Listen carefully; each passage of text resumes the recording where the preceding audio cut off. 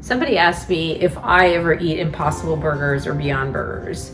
I'm Dr. Monica Agarwal and I'm a preventive cardiologist. So, yeah, I've had an Impossible Burger and a Beyond Burger.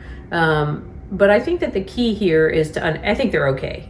People always ask what I think of them. I think they're okay. I'm not so interested in these burgers in terms of taste because I'm not looking for something that tastes like meat. I'm looking for something that tastes like vegetables because I love to eat vegetables. So for me, I don't need that sort of transition food and transition taste that some people do. No judgment there. It's whatever you need.